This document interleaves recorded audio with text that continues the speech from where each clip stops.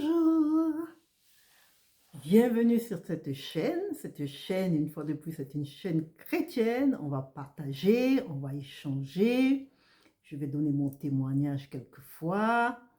Ce que le Seigneur me met à cœur. Des fois, je vais partager une parole. Si le Seigneur me met à cœur de partager une parole, je vais partager la parole avec vous. Mais sachez que cette chaîne, c'est une chaîne chrétienne. Ce n'est pas une chaîne religieuse, hein. C'est une chaîne chrétienne. Vous aurez peut-être des conseils si le Seigneur me met à cœur de vous donner quelques conseils. Mais tout cela dirigé par le Seigneur, avec vraiment appuyé sur la parole du Seigneur. Alors, bienvenue encore sur cette chaîne. Si vous n'êtes pas abonné, alors merci de vous abonner. Ça permettra à la chaîne de grandir. Merci de laisser un pouce en l'air et de laisser un commentaire et je vous promets que je vous répondrai. Alors, Dieu est bon les amis et le Seigneur est pour nous, le Seigneur n'est pas contre nous. Quelles que soient nos erreurs, quelles que soient nos difficultés, quels que soient nos problèmes, quels que soient nos ennuis, quels que soient nos... Il est là, il est avec nous, il est pour nous, il n'est pas contre nous. Quels que soient les ratés de notre vie, que ce soit par notre faute ou par provoqué, par, par quelqu'un d'extérieur, quel que soit, le Seigneur est pour nous. Le Seigneur n'est pas contre nous. Dieu est pour toi, Dieu n'est pas contre toi. Dieu est pour moi, Dieu n'est pas contre moi. Alors aujourd'hui, je vais te partager, pour appuyer ce que je viens de te dire, je vais partager un témoignage qu'il y a quelques années. J'ai voulu à tout prix ouvrir mon business, je voulais à tout prix avoir un business. J'avais mon business plan, j'avais tout, donc pendant plusieurs années, je l'ai préparé et un jour vient, donc j'ai commencé à chercher un fonds de commerce pour pouvoir ouvrir ce business parce que je voulais à tout prix être indépendante. Et un jour, je reçois un appel d'un agent immobilier qui me dit « Je crois que j'ai trouvé le fonds de commerce qu'il vous faut. » Et donc, avec une amie, alors on part, on va visiter ce fonds de commerce. Et quand l'agent immobilier vient se garer devant le bâtiment où se trouve le fonds de commerce, le Seigneur me parle en me disant de ne pas prendre ce commerce. Et donc, mais on était en train de discuter, dans l'ambiance de la discussion, j'ai entendu la parole, mais bon, pouf, c'est comme si je n'avais pas entendu, parce qu'on est parti visiter le fonds de commerce, et on a regardé l'agencement, j'aimais bien tout ce qui... C'était exactement ce qu'il me fallait. Mais après, j'ai demandé, je me suis tournée vers mon amie et je me suis dit, je vais demander, je vais voir si elle ressent ce que je ressens. Et elle ressentait exactement la même chose. Elle m'a dit, Viviane, c'est pour toi. C'est bon pour toi, c'est pour toi. Ça te ressemble, c'est quelque chose. Et je commençais à visualiser ce que j'allais faire dedans, ma déco, tout ce que je voulais faire dedans. Donc, on part, donc on continue à discuter et je prends le fonds de commerce et maintenant, il faut chercher les financements, il faut chercher les banques. Et toutes les banques que l'agent immobilier avait sélectionnées, avaient envoyé mes dossiers dans différentes banques, ils ont tous refusé. Et un jour, il m'appelle, il me dit, ah, j'ai un appel d'une banque. Et il me dit, cette banque-là voudrait, demande, il a dit, elle a entendu parler du projet et elle voudrait nous rencontrer. Donc, effectivement, on va voir la directrice de banque tout ça, qui nous parle, effectivement, qu'elle a entendu parler du projet. Et donc, elle me pose un petit peu plus de questions. Et comme je connaissais bien mon dossier, c'est mon bébé, je connaissais bien le dossier. Donc, je discute avec elle, j'argumente. Elle ne me pose pas des questions pièges et tout ça. Elle voulait juste savoir ce que j'avais dans les tripes pour pouvoir ouvrir ce commerce pour ce projet. Et donc, j'échange avec elle, la discussion, une très bonne discussion qui va très, très bien. Ça s'est très, très bien passé.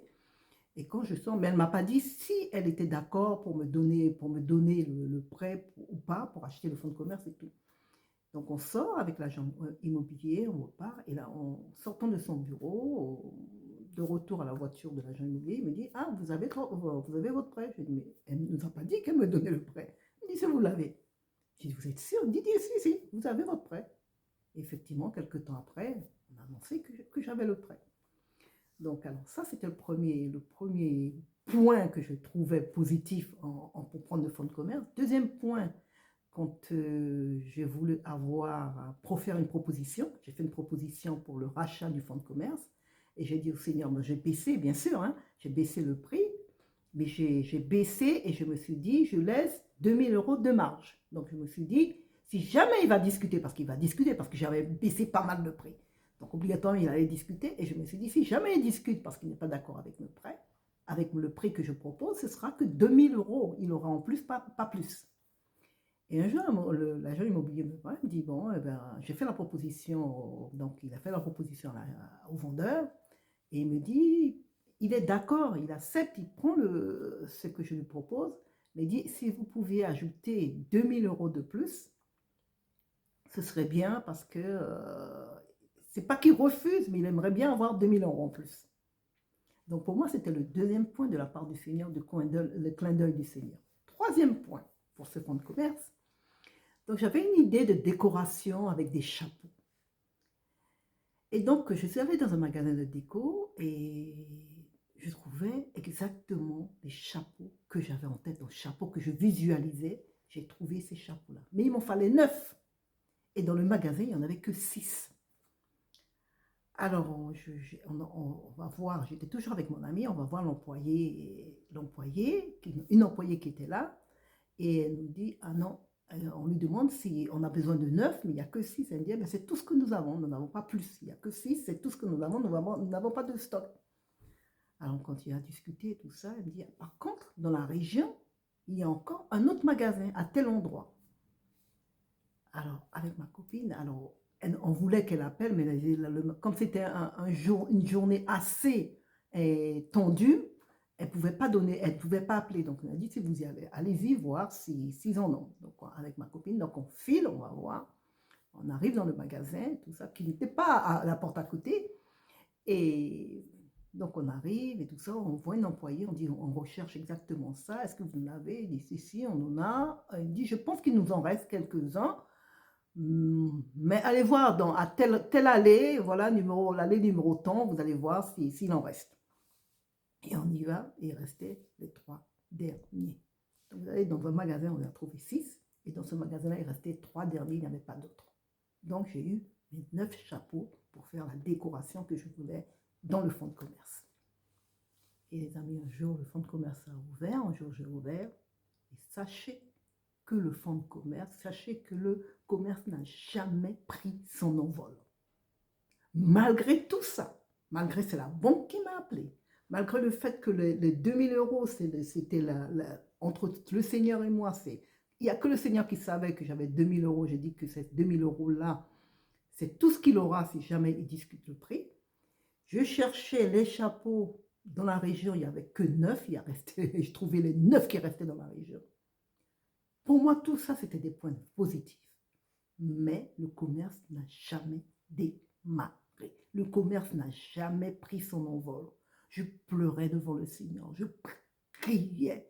J'ai jeûné, j'ai prié dans le fonds de commerce. Le commerce n'a jamais pris son envol jusqu'au jour où j'ai dû fermer boutique. Et les amis, quand j'ai fermé boutique, vous savez que j'avais un prêt sur le dos. La banque m'avait prêté de l'argent pour ouvrir le fonds de commerce. Vous savez que la banque ne m'a jamais, je n'ai jamais entendu parler du remboursement de ce prêt. Pourtant, mon expert comptable m'avait prévenu, il m'a dit, bon voilà, vous êtes endetté, vous n'aurez plus de carte bleue. Donc, il m'a préparé psychologiquement, il m'a dit, je vous prépare psychologiquement, à savoir que quand on rentre dans ce tunnel d'endettement, vous n'avez plus de carte bleue, vous n'aurez plus de carte bleue, plus de chéquier, parce que vous êtes endetté. Je n'ai jamais eu ça. Je n'ai jamais entendu parler de la banque. La banque ne m'a jamais contacté pour me dire que je leur dois de l'argent. Jamais. Même ceux qui